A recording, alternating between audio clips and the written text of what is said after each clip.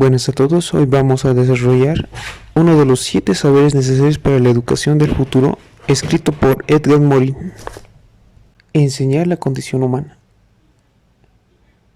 Morin establece que la educación debería centrarse en la condición humana, donde debemos reconocer su humanidad común y reconocer la diversidad cultural inherente a todo cuanto es humano. ¿Esto para qué? Para poder conocer al ser humano y situarlo en el universo y a la vez separarlo de él. Para ello tenemos que tener en cuenta dos principios. El principio biofísico, que nos explica nuestra dimensión de seres cósmicos y cómo formamos parte del ecosistema complejo del planeta.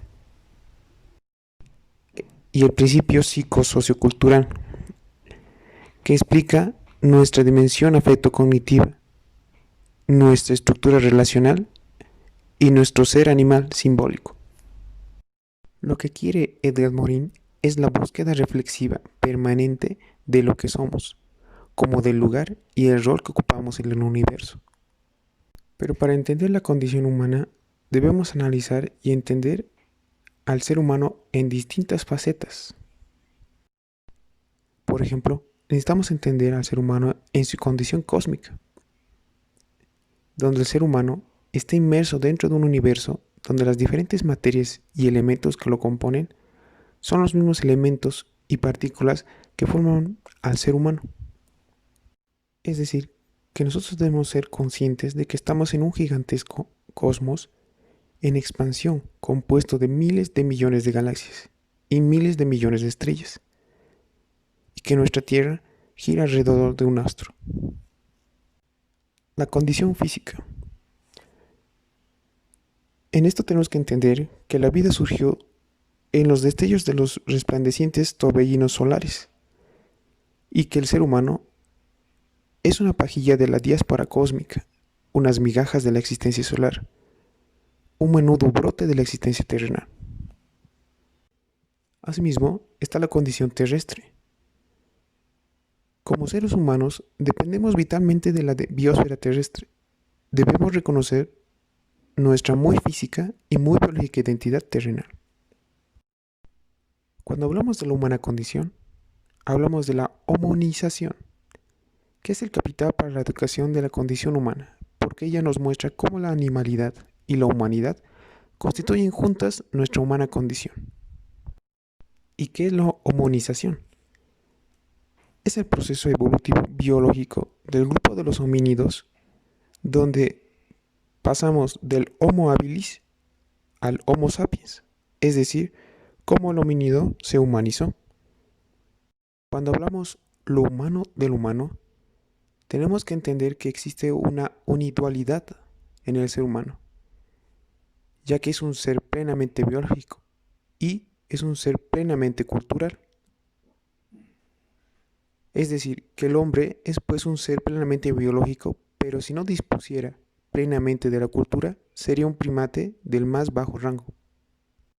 Esto porque la cultura es el conjunto de saberes, el saber hacer, las creencias, los mitos y todo aquello que se ha pasado de generación en generación por parte del hombre. Para entender la complejidad humana necesitamos entender 3 bucles. El bucle cerebro-mente-cultura. Es una triada donde cada concepto depende y necesita del otro. Es decir, no hay cultura sin cerebro humano.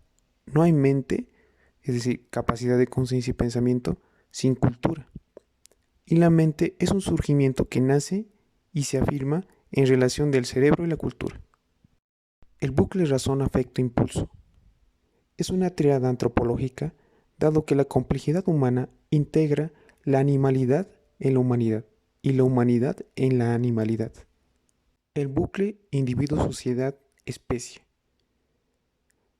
donde los individuos son el producto del proceso reproductor de la especie humana, pero este proceso se da por 2 individuos y la interacción entre individuos produce la sociedad. Unitas multiplex, la unidad y la diversidad humana. Tenemos que entender que existe una diversidad humana y una unidad humana, y que ninguna borra a la otra. Por ende, hay que entender la unidad en la diversidad y la diversidad en la unidad. Asimismo, hablaremos de dos campos, el campo individual y el campo social. En el campo individual tenemos que entender que la especie humana tiene su propia singularidad anatómica y fisiológica, que está en su genética. Sin embargo, cada ser humano lleva en sí cerebral, mental, psicológica, afectiva, intelectual y subjetiva caracteres comunes y singulares. En el campo social tenemos que entender que hay una diversidad humana no solo en los rasgos psicológicos, culturales y sociales que tiene cada sociedad y cultura, sino en los principios generadores y organizadores que hay dentro de ella. Es por ello que cuando hablamos de diversidad cultural y pluralidad de individuos, hay que entender que siempre hay cultura en las culturas, pero la cultura no existe sino a través de las culturas. Al analizar al ser humano, no solamente tenemos que analizarlo como un Homo sapiens.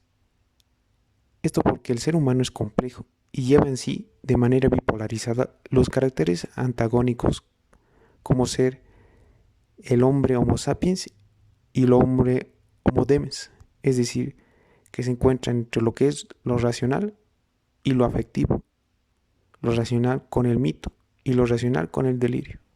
Es decir, que cuando hablamos de enseñar la condición humana, tenemos que entender al ser humano en todas sus facetas y cómo el ser humano se encuentra y se sitúa en lo que es el universo y dentro de sí mismo.